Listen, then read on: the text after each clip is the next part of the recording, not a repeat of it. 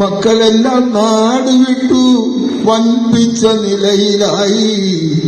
അപ്പനമ്മമാർ വീട്ടിൽ ഒറ്റയ്ക്കായി. മക്കളെല്ലാം നാടുവിട്ടു വൻപിച്ച നിലയിലായി. അച്ഛനമ്മമാർ വീട്ടിൽ ഒറ്റയ്ക്കായി. 60 വയസ്സായി വാർദ്ധക്യം വന്നടുത്തു. എഴുന്നേറ്റു നടക്കാൻ പോലും വയ്യാതായി. വാർദ്ധക്യം വന്നെടുത്താൽ മക്കൾക്കും മരുമക്കൾക്കും വൃദ്ധരെ കാണുമ്പോൾ പുച്ഛമാണ്. വാർദ്ധക്യം വന്നെടുത്താൽ മക്കൾക്കും മരുമക്കൾക്കും വൃദ്ധരെ കാണുമ്പോൾ പുച്ഛമാണ്. കിളവരെന്നും കിളവിയെന്നും നാമനിർദ്ദേശം ചെയ്യും. പിന്നത്തെ വീടിയൊക്കെ അപ്രകാരം. കിളവനെന്നും കിളവിയെന്നും നാമനിർദ്ദേശം ചെയ്യും. പിന്നത്തെ വീളിയൊക്കെ അപ്രകാരം. 60 വയസ്സായി വാർദ്ധക്യം വന്നടുത്തു. എഴുന്നേറ്റു നടക്കാൻ പോലും വയ്യാതായി.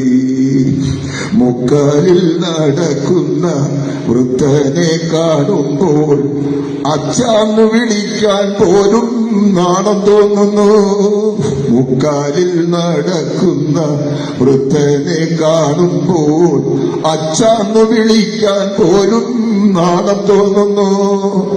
എന്തു പറഞ്ഞാലും ഏതു പറഞ്ഞാലും കോപത്തോടാണ് അവരുടെ പ്രതികരണം. എന്തു പറഞ്ഞാലും ഏതു പറഞ്ഞാലും കോപത്തോടാണ് അവരുടെ പ്രതികരണം. അച്ഛൻ മരിച്ചാലും അമ്മ മരിച്ചാലും ഒരു നോക്കു കാണാൻ അവർ എത്താറില്ല. അച്ഛൻ മരിച്ചാലും അമ്മ മരിച്ചാലും ഒരു നോക്കു കാണാൻ അവർ എത്താറില്ല.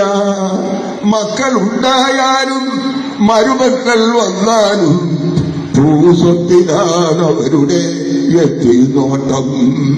മക്കളുണ്ടായാലും മരുമക്കൾ വന്നാലും ഭൂസ്വത്തിലാണ് അവരുടെ എത്തിനോട്ടം. 60 വയസ്സായി വാർദ്ധക്യം വന്നടുത്തു. എഴുന്നേറ്റു നടക്കാൻ പോലും വയ്യാതായി. മക്കളുണ്ടായാലും മരുമക്കളുണ്ടായാലും വയോജനങ്ങൾക്ക് ആശ്രയം അനാഥാലയം. മക്കളുണ്ടായാലും മരുമക്കളുണ്ടായാലും വയോജനങ്ങൾക്ക് ആശ്രയം അനാഥാലയം. ആരാന്റെ മക്കളെ തന്മക്കളാക്കിയാൽ വീടിന്റെ നാശം തുടങ്ങിടുന്നു. ആരാന്റെ മക്കളെ തന്മക്കളാക്കിയാൽ വീടിന്റെ നാശം തുടങ്ങിടുന്നു. ഇത് കേട്ടിട്ടാരും തന്നെ ഭയപ്പെടേണ്ടതില്ല. കലിയുഗത്തിന്റെ ഒരു ലക്ഷണമാണ്. ഇത് കേട്ടിട്ടാരും തന്നെ ഭയപ്പെടേണ്ടതില്ല. കലിയുഗത്തിന്റെ ഒരു ലക്ഷണമാണ്. വിത്തു വിതച്ചിട്ട് വളമിട്ടു നോക്കുക. ഫലമൊന്നും കിട്ടുമെന്നും നാശിക്കണ്ട. വിത്തു വിതച്ചിട്ടു വളമിട്ടു നോക്കുക.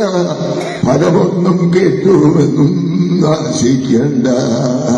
60 വയസ്സായി വാർദ്ധക്യം വന്നടുത്തു. എഴുന്നേറ്റു നടക്കാൻ പോലും വയ്യാതായി.